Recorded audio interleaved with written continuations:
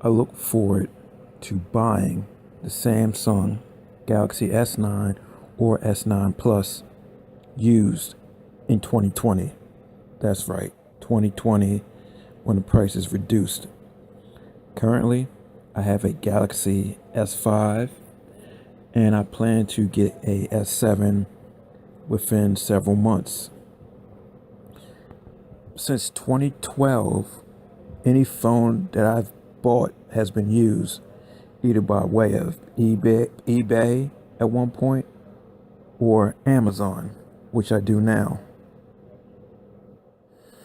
I don't feel the need to try to buy it through a carrier or outright as soon as the phone comes out. Because at a certain point, the improvements sometimes they can be great. Most times, improvements from year to year is minor, especially at this juncture, being as advanced as we are with smartphones. And it's been like that for about 5 or 6 years, depending on the manufacturer. With the iPhone, I have a iPhone 5S right now, which I pretty much use for recording video for my YouTube uploads, be it the front facing or the rear camera. And the reason for me upgrading my Android to the S7, which I plan to do in a few months, is so I can just pretty much stay away from Apple. Because I was all about Apple around 2011, 2012. Actually, probably more or less at some point in 2012 and 2013. I just got fed up with Android. I did not like how the apps didn't run as smoothly. I always felt like it was just hard work. But once I got to the iPhone, I felt it was fluid, and I used it a lot more in terms of just web surfing. Because for the last several years, I really don't use a traditional PC for web surfing. Yeah, I still use it for other things and occasionally for web surfing, but I mainly use my phone as the first point of web surfing, the first point of research information. So once I actually get to the computer and start going through websites, which I started trying again, I can actually see why people get fed up with ads, but that's a different story. Because I'm so used to doing it on a smartphone, I'm like, what, these ads aren't that intrusive. So I couldn't really understand that struggle and why people were using a lot of ad blockers. And then, hey, I see all these pop-ups and videos playing. I'm like, oh, I get it now. Because the one time I did try ad blocker sometime in the early 2000s, it looked kind of weird with the grayed out circles on grayed out squares and whatever the banners were on the ESPN website. I'm like, you know what? I'm just go ahead and not even worry about it. And since I got a cable modem at that time, I'm like, you know what? It's fast enough. It really doesn't matter. And the other sites I went to weren't that intrusive. But, I'm getting off subject right now.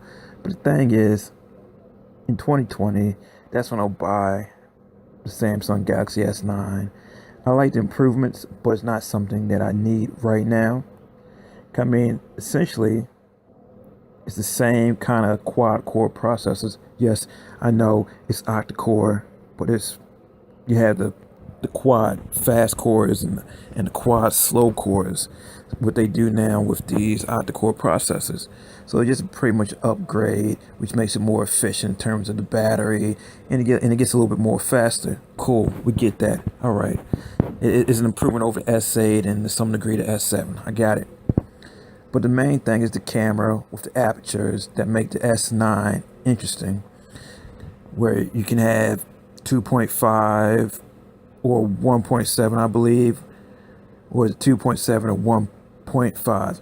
But either way, the aperture can change. We could have it smaller for bright light, wider for low light. That's cool.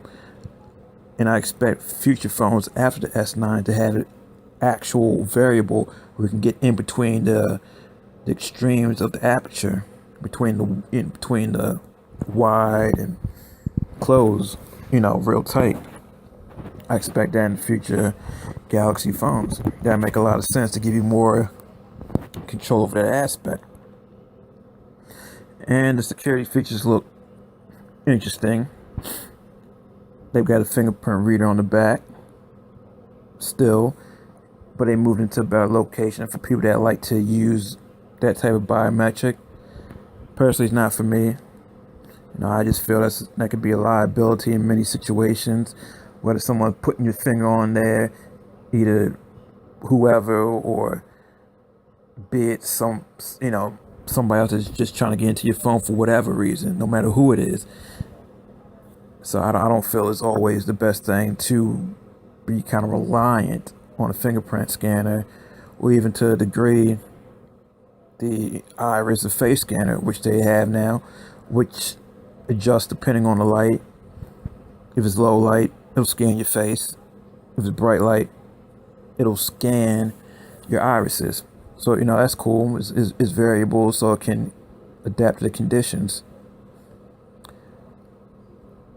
And also with the front-facing camera, you have these emojis where you can scan your face and have your own little personal animated emoji, kind of like Animojis that the iPhone has, the iPhone X has. But this one is actually can be your face, and it can be another character if you want it to be. That's be like a little fun feature that people might want to try out, and use it for comedy purposes in terms of GIFs, or as some kind of wallpaper opening lock screen kind of thing going on. That's cool. And I'm very happy that it's still going to have the headphone jack. So I know when I do get that phone, probably in a couple of years, I can still use my traditional headphones, because I'm not really interested in wireless, something that needs to be charged, something that just can't be left in a bag. You know what I'm saying? So, and otherwise, even when you're in the house, I like to plug my phone to the charger, sit on the couch during the day while I'm looking on my laptop or watching something on TV.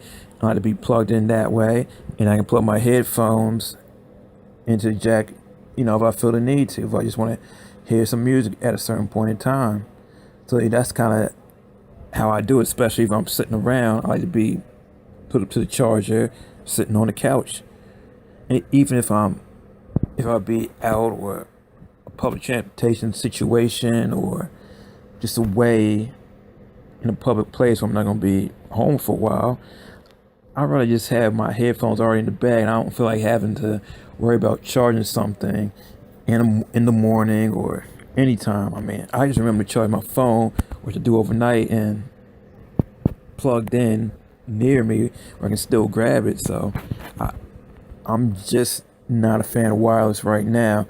Maybe somehow they come up with some kind of wireless headphones that don't need to be charged, where it can just feed off energy of the Bluetooth from the phone. That would be good. I'd be down with that. I'd be all for that. But yeah, so I just plan to buy the Galaxy S9 used in 2020. I'll buy the S7 probably within a few months. And I think I'm essentially done with the iPhone, so not bringing back the headphone jacks. And that's kind of important to me right now. Who knows? Maybe I'll want to get back with the iPhone some point in the future. But we'll see. I'm not even really feeling the notch on the iPhone X. And that's probably going to be on some of their phones, other phones, like an SE type of phone, or even a bigger size iPhone X for the foreseeable future, at least next year and maybe the year after. So, they need to figure out a way to get rid of that notch. If you're Apple, do that, make that happen. But back to Samsung.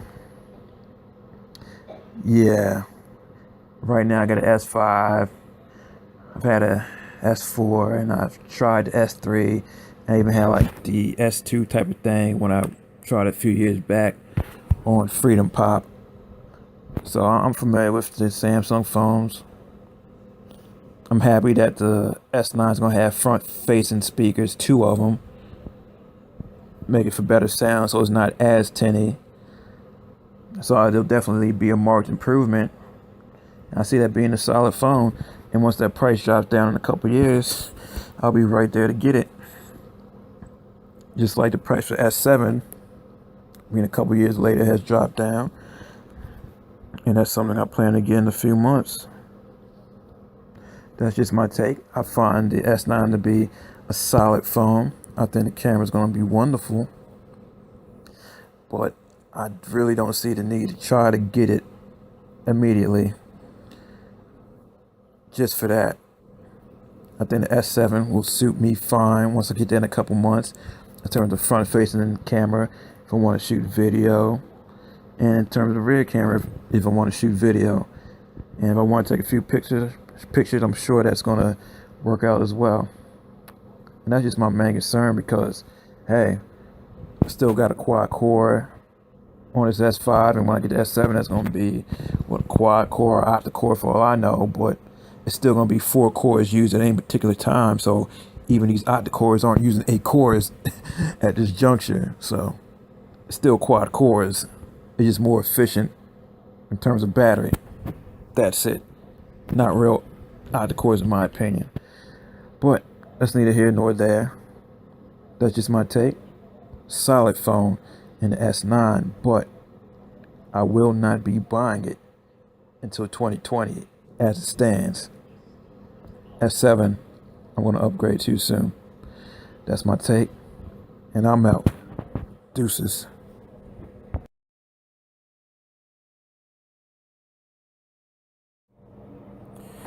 And I would like to correct where I said that the iris scanner, in terms of the telescan, will be using bright light.